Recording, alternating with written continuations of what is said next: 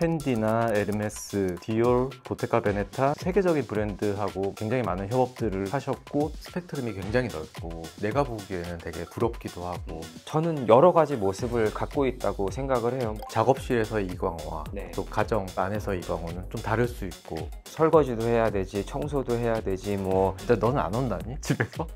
많이 주눅 들어있죠.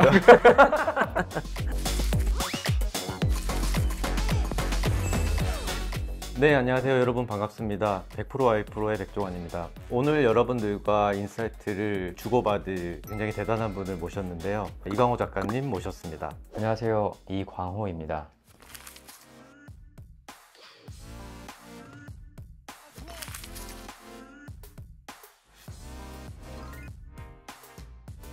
이광호 작가님이 하신 프로젝트들을 보면 펜디나 에르메스, 조말론 런던, 디올, 보테카 베네타 등 세계적인 브랜드하고 굉장히 많은 협업들을 하셨고 또 2011년 문화체육관광부 젊은 작가상을 받으셨어요. 2023년 월페이퍼 올해의 디자이너 최종 후보까지 올라가셨는데 계속해서 재료에 대한 탐구와 실험을 끊임없이 하고 계시고 오늘 아침까지도 하고 오셨던 이광호 작가님 모셨습니다. 제가 이제 광호한테 섭외 전화를 했었어요. 그래서 광호야, 우리 프로그램은 술을 마셔도 되고 차를 마셔도 되고 어떤 거 마시면서 얘기할까? 라고 했을 때 소주 마시죠 이렇게 얘기해서 너무 반가웠고 그래서 소주를 이렇게 준비했고, 우리 소주 마시자고 연락하는 건 굉장히 쉽지만 유튜브 때문에 이렇게 부르는 거에 사실 부담스러웠어요. 그래서 어렵게 부탁을 했는데 흔쾌히 하죠 형 이렇게 얘기했어요. 그래서 너무 감사하고 또 이렇게 멀리 와주셔서 감사합니다. 일단 소주를 한 잔 따르고. 아마 그때도 제 생각엔 술에 취해 있었을 것 같은데 그래서 제가 그때 저녁 그래서 그 타이밍이 되게 중요해 살이. 우리가 술을 마셔야지 말고가 트일 것 같아. 네.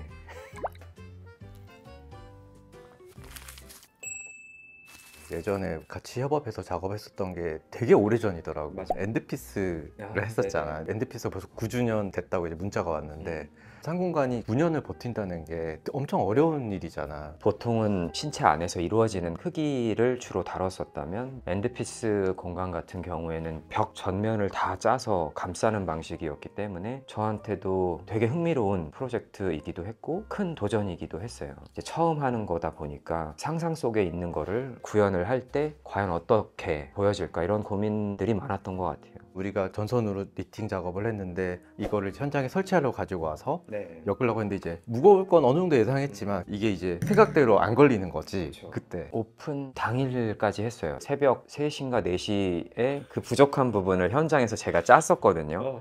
우리 같이 있었잖아. 네. 얘네들이 올이 자꾸 풀리고 맞아요. 이게 의도치 않게 막 튀어나오고 막 이러니까 밤에 네가 나한테 그랬거든. 형, 우리 아트웍처럼 더 만들어 버릴까요? 그러면서 이제 한번 해보자 이렇게 해서 막 이렇게 했잖아. 다음날 이제 클라이언트가 보고 더 좋아하는 거야. 와, 역시 이게 아트의 힘이구나. 그 클라이언트는 아직까지도 이 작품을 되게 소중하게 생각을 해. 너무 다행이네요. 너무 기억에 남는 작업이고. 아무리 제가 뭐 그런 순발력이 있던 즉흥성이 있던 그거를 동의해 줄 수 있는 역할도 저는 중요하다고 생각을 하거든요. 빠르게 판단을 해주셨기 때문에 가능했던 것 같아요. 그냥 처음 초안으로만 계속 갔으면 아마 완성하기가 쉽지 않았을 것 같아요. 만약에 그랬다면 이 자리에서 이렇게 술도 먹기 힘들지. 아니야, 그럴 리 없어. 어떤 상황이든 잘 마무리 지어줬을 것 같아. 네. 그런 믿음이 있고 지금도 있고 네. 있었고. 그나저나 지금 제주도에서 네. 또 서울에서도 작업을 하고 있고 네. 왔다 갔다 하면서 네. 살고 있잖아. 네. 많은 분들이 부러워할 수도 있어. 그런 것들은 어때? 작업에 어떤 영향을 주고 있어? 왔다 갔다 하는 생활을 하다 보니까 이제 제주에 있을 때는 서울이 왜 좋은지를 생각하게 되고 서울에 올라오면 제주는 왜 특별한지를 생각하게 되더라고요. 양쪽에서 이제 제가 익숙하게 보던 것들이 얼마나 특별한지, 제가 가지고 있는 것들이 얼마나 행복한 것들인지 이런 것들을 많이 생각하게 되는 것 같아요. 그러다 보니까 자연스럽게 제 작업, 제 삶에 녹아드는 것 같다라는 생각을 많이 하고 있어요. 광호 작업을 예전부터 봐오면 어렸을 때 성격이나 생활은 어땠을지가 되게 궁금하거든. 어땠어? 저는 그냥 평범했고 혼자 있는 시간을 즐겼던 아이, 이렇게 기억을 해요. 영화를 꽤 많이 봤다든지 아니면 영화 잡지를 모으고 영화 배우 이름을 외우고 좋아하는 밴드의 테이프를 모아서, 예전에는 테이프에 이렇게 녹음을 할 수 있었거든요. 2개 이렇게 해서 믹스를 해서 친구들을 나눠준다든지 어떤 저의 취향을 만들어가는 그 시간들을 즐겼던 것 같아요. 좋아하는 음악을 셀렉해가지고 네. 편집하는 것 자체가 창작의 시작이지 않나 그게? 지금 생각해보면 그랬던 것 같아요. 제가 가장 좋아했던 프로가 있어요. 그 배유정의 영화음악이라고. 제가 영화음악을 원래 좋아하기도 했었고 항상 녹음을 했었어요. 영화에서 나오는 음악들을 다시 믹스를 해서 저만의 영화음악을 만들어 보기도 하고, 지금 생각해보면 정말 좋았던 시간이었던 것 같아요. 혼자 있는 걸 좋아하면 어떤 운동 좋아해? 이거 운동이라고 하면 테니스, 네. 탁구, 골프 이런 게 있는 반면에 여러 사람들이 있어서 협업해야지 되는 축구, 야구, 농구, 배구 이런 것들은 혼자서 못하는 운동이잖아. 맞아요. 너 어떤 거 좋아해? 다 좋아했던 것 같아요. 아주 특출나게 잘해 이런 건 아니지만 상황에 제가 온전하게 들어가 있는 그 느낌 자체를 되게 좋아했던 것 같아요. 지금은 테니스를 배우기 시작했거든요. 그래서 너무 재밌더라고요. 그냥 코트 안에 들어와 있는 그 순간이 너무 좋더라고요. 뭐 신발이 문질러내는 그 소리, 테니스 공이 라켓에 맞으면서 나는 떨림, 소리 이런 것들이 저한테 너무 큰 매력으로 다가오더라고요. 이게 약간 다르다. 자기 순서를 기다리는 운동들 있잖아. 네. 당구, 골프 이런 것들은 자기 순서를 기다려야 되잖아. 네. 나는 기다리는 운동을 못해라고 얘기하시는 분들도 있고 나도 그런 것 같아. 당구보다는 탁구가 좋고 이런 것 같아.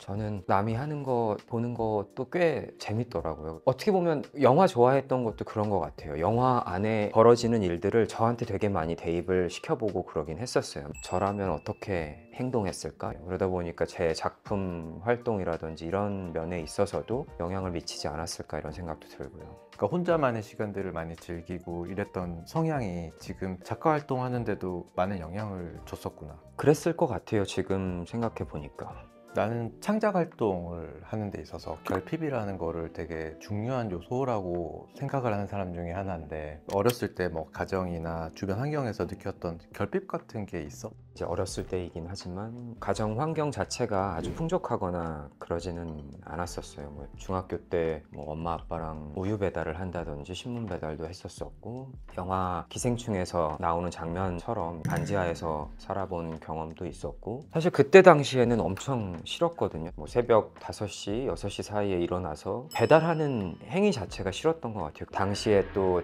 홍콩 할매 귀신이라고 그런 무서운 게 있었기 때문에 정말 빠르게 후다닥 해서 빨리 돌리고 그 다음에 내려오고, 이게 배달하는 거는 나쁘지 않았지만 그때 당시에 어떤 공포가 여전히 저는 있어요. 귀신이 올 것만 같은 그런 상황들.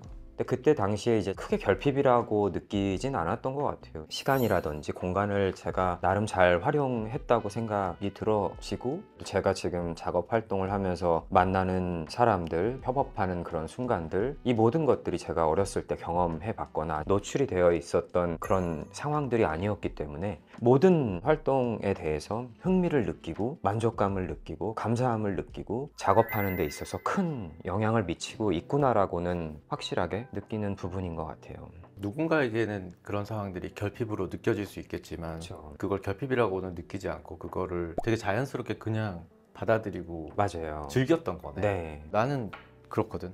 인간은 누구나 결핍이 본질적으로 타고났다라고 생각을 하는데, 네. 플라톤의 향연에서 에로스의 기원이 있거든. 인간은 원래 남성과 여성이 자웅동체였고 머리가 2개였고 다리가 4개였고 팔도 4개인 하나의 인간이었는데 이 신이 반으로 쪼갠 거야, 인간을. 남녀가 이렇게 나눠진 거지. 그러니까 여기서 결핍이 생긴 거야. 그 불완전함을 채우려고 계속 완전함에 대한 열망, 남자 여자를 끊임없이 찾아가고, 이런 각자의 결핍들이 다 다양하게 있겠지만 인간들은 결핍을 타고났다 라고 생각을 하는 사람인 것 같아. 무언가를 채우려고 한다 이런 생각은 들어요. 난 이걸 소유해야지라기보다는 나의 어떤 감정이라든지 경험이 될 수도 있고, 어렸을 때 해보지 못한 거에 대한 열망 이런 거는 있는 것 같아요. 저의 어떤 동력이 될 수도 있는 것 같아요. 이광호 작가라고 하면은 어떤 작가로 분류를 해야 되는 건가?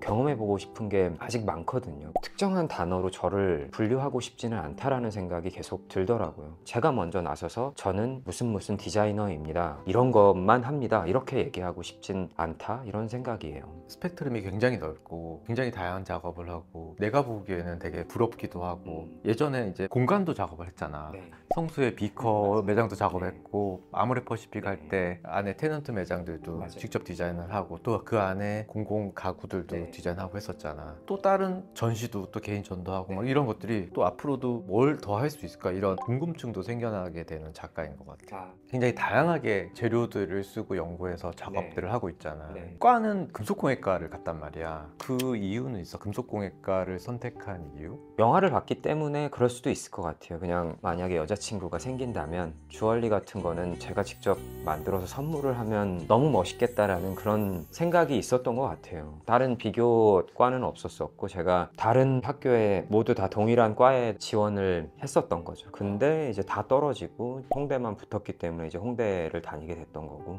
어떻게 그럴 수 있지? 오히려 홍대는 제가 목표로 한 대학교가 아니었거든요. 왜냐하면 그때 당시 제가 공부를 이제 열심히 하지 않았고 제가 목표로 했던 학교들은 홍대보다는 합격률이 조금 더 이렇게 있는 학교를 생각을 했었었는데 거짓말같이 다 떨어지고 홍대만 붙어. 예, 예측도 하지 않았던 학교만 붙었던 거죠. 학교도 인연이 있나 봐. 그런 것 같아요. 저도 행운이라고 생각하고 이제 처음 학교 입학했었을 때 너무 그냥 저희 과가 좋아가지고 항상 7시쯤 학교에 와서 청소를 한 달 동안 계속 했었던 것 같아요. 그냥 그 학교에 들어온 제가 너무 행운이고 동기들이랑 이 실기실을 쓸 수 있어서 좋았던 것 같아요. 그 정도의 애정이 있고. 있었어? 어. 네, 있죠.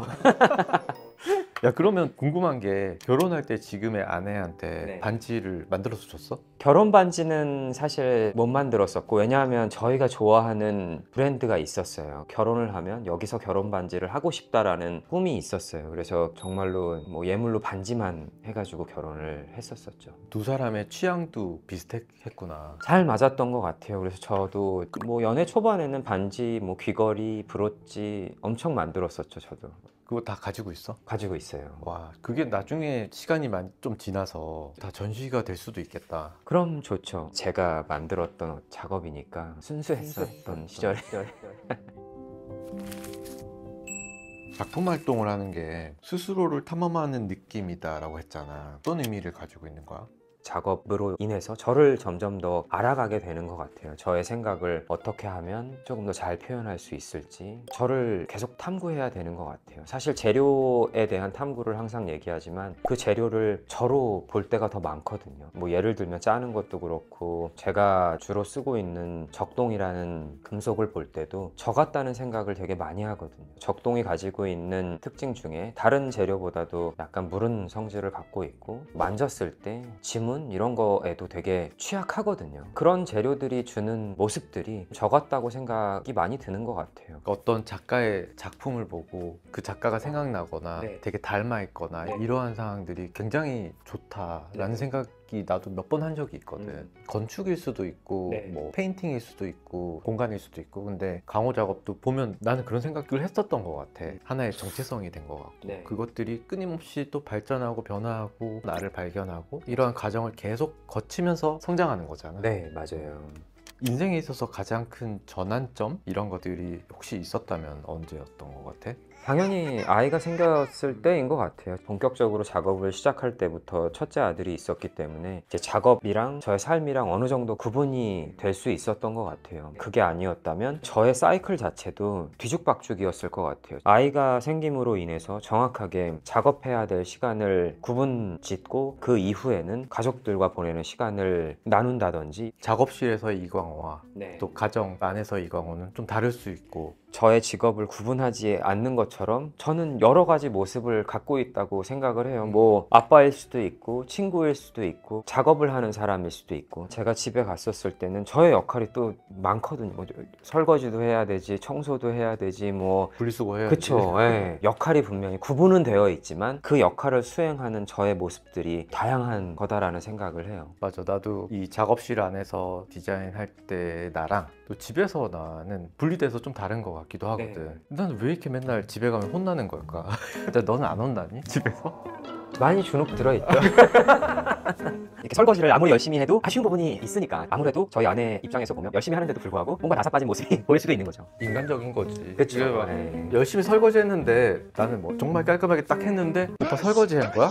온 주변에 물이 다 튀어 있다든지 막 이런 것들 저도 있잖아. 매번 듣지만 설거지의 끝은 물기를 다 닦고 그렇지. 음식물 쓰레기를 정확하게 분리를 해야 된다. 서로의 끝의 지점이 다른 건가? 전문적인 영역인 것 같아요. 작품에 네. 따로 이게 제목을 붙이지 않잖아. 그게 이유가 있니? 처음 작업 시작했었을 때는 모든 작업들의 제목을 지어야 된다라는 생각이 있었던 것 같아요. 제가 가장 오래 하고 있는 작업 제목이 집착이거든요. 작업을 하다 보니까 그 단어가 모든 작업에 적용이 되는 거예요. 제가 그런 생각을 갖고 있었기 때문에 이 재료를 오랫동안 다룰 수 있었고, 가능성이라든지 아니면 강박적인 생각들, 이런 것들이 그 제목 안에 다 들어가더라고요. 그래서 이게 제목이 아니라 저의 태도라고 생각이 들더라고요. 제목이라는 것 자체가 중요하지 않겠구나라는 생각이 들었던 것 같아요. 저의 어떤 작업의 성격, 이런 것들을 더 극적으로 전달하는 것에 더 의미를 두기 시작했던 것 같아요. 그러다 보니까 작업에 대한, 성격에 대한 얘기를 더 많이 하게 됐던 것 같아요. 우리는 어떻게 보면은 굉장히 끊임없는 어떤 반복되는 생활들 가지고 있는데 시간을 들이는 반복 작업들을 네. 되게 많이 하잖아. 네. 주로 이런 작업들을 하는 이유가 있는 건가? 제가 그걸 좋아하는 것 같아요. 저한테 더 잘 맞는 방법이기 때문에 제가 택했던 것 같아요. 즉흥적이고 감각적인 거, 직감, 이런 것도 중요하지만 그 과정 또한 저한테는 빼놓을 수 없는 부분인 것 같더라고요. 얜 뭐 같은 작업을 여전히 짜내 이럴 수는 있지만 제 안에서는 어마어마한 변화 막 이런 것들이 생긴 거거든요. 내가 좋아하는 말 중에서도 어떤 행동이든 계속 반복하게 되면 그 안에서 의미가 생긴다고 하거든. 뭐 아침마다 생수를 맞아요. 먹는 것들을 평생 반복하면 그것도 하나의 자기 그렇죠. 라이프 안에서 어떤 의미가 네. 되는 거잖아. 그러니까 의식을 계속 반복하다 보면 그게 무의식이 된다고 하거든. 네. 근데 그 무의식이 또 자기 의식에 영향을 맞아요. 주고 이러한 반복들이 네. 어떤 자기에게 계속 영향을 주고 이러한 것들이 네. 창작하는데도 굉장히 많이 도움이 된다고 나는 생각을 저한테도 정확하게 적용이 된다고 생각을 하거든요. 제가 의식해서 하는 부분이 있고 무의식의 단계도 있고 다시 무의식으로 인해서 만들어진 무언가가 의식할 수 있는 순간이 오거든요. 그 안에서 재료가 굉장히 중요하잖아. 네. 한 재료 안에서도 굉장히 네. 다양한 이야기를 담고 있고 재료를 선택하는 기준은 어떤 거야? 될 수 있으면은 다양한 재료를 쓰려고 하거든요. 근데 저의 작업 성격상 그 텀이 길 수밖에 없는 거예요. 왜냐면 하나를 선택하고 그 재료를 알아가는 기간 자체가 꽤 길거든요. 제가 다루는 로프라든지 적동이라든지 아직도 가능성이 너무 많거든요. 할 수 있는 것들, 두께만 달라져도 사실 또 새로운 재료처럼 느껴지고 색만 바뀌어도 또 다른 인상을 주거든요. 나는 이제 공간 디자인을 하다 보니까 이 레이아웃이나 어떤 볼륨 이런 것들이 공간감을 만든다고 하면은 재료가 가지는 힘도 굉장하거든. 그 재료를 어떻게 쓰냐에 따라서 디테일이 달라지고 맞아요. 또 디테일에 의해서 다시 분위기가 또 만들어지기도 하고 이 재료에 대한 공부나 새로운 재료들을 발견하기 위한 그런 것들을 멈출 수가 없는 것 같아. 네. 작가로서 가장 많이 성장했던 시기가 다들 있을 것 같아. 그런 시기가 있니? 2009년쯤으로 기억을 해요. 작업에 대한 욕심이 가득 차 있을 때 무리하게 5천만 원을 대출을 했거든요. 개인 작업을 시작한 지 2년 만에 그런 결정을 한 건데, 대출을 해서 작업에 조금 더 큰 투자를 해보자 라는 결정이었어요. 저를 조금 더 알릴 수 있는 방법을 찾아보려고 했었고, 실제로 그때 작업량이 꽤 많았어요. 그 돈을 가지고 정말로 제가 해보고 싶었던 어떤 모양들, 써보고 싶었던 재료들, 대량으로 이제 그런 시도를 했었었죠. 대출 자체가 1년 거치 5년 상환 이거였기 때문에 이제 1년 동안은 너무 진짜 신나게 했었다가 2년째부터는 너무 괴로웠어요. 진짜 쉽게 생각을 했었구나. 어쨌든 저한테는 더 열심히 할 수 있었던 외부적인 어떤 그런 요인이 됐었던 것 같아요. 그 시기가 제 작업에 있어서도 아주 깊게 빠져 있기도 했었고, 실제로 결과물들도 많이 만들어냈었던 시기였던 것 같아요. 그때 가장 많이 다뤘던 재료가 이제 적동이랑 칠보였거든요. 적동이라는 재료 자체가 금속 중에서도 비싼 재료이기도 했고, 칠보라는 재료 또한 적동 위에 표면 처리를 할 수 있는 재료 중에 비싼 재료였거든요. 그래서 만약에 그런 금전적인 어려움이 있었더라면 그렇게 접근하진 못했을 것 같아요. 그 대출금으로 인해서 과감한 표현도 하게 되고 덩어리감도 그때 확 커졌거든요. 그러니까 제가 가진 생각들을 펼쳐볼 수 있었던 건 대출에 도움이 있었기 때문이지 않았을까. 야, 강호야, 나는 벌써부터 기대가 된다. 내년에 굉장히 중요한 프로젝트가 있다면서. 아마 저처럼 작업하는 사람들한테는 10이면 10, 100이면 100 다 이렇게 얘기할 것 같아요. 가장 큰 프로젝트라고 할 수 있는 게 개인전이거든요. 협업도 중요하지만 개인전 같은 경우에는 온전하게 이제 저의 기록들, 과정들, 생각들 이런 것들을 보여줄 수 있는 자리이거든요. 정말로 중요한 프로젝트인 거죠. 이 기회를 통해서 또 다음으로 갈 수 있는 토대를 마련하게 되는 거니까 사실은 벌써부터도 뭐 좋은 쪽으로 스트레스이긴 하죠. 부담감도 가지고 있으면서 반대로 막 설레임 같은 것도 있지 않아? 그쵸, 엄청 설레이죠. 여러 다각도로 볼 수 있는 저라는 존재로 저의 무대가 만들어지는 거니까 여러 가지 감정을 느끼죠, 벌써부터. 강호야, 그러면 네. 작가로서 앞으로 너만의 목표? 이런 것들이 어떤 게 있을까? 저의 목표는 궁금증이 있는 것 같아요. 저의 50대 때의 저의 작업, 60대 때의 작업, 70대 때의 작업 이런 것들이 사실 궁금해요. 그렇기 때문에 지금 하고 있는 이 작업 활동을 멈추지 않고 싶다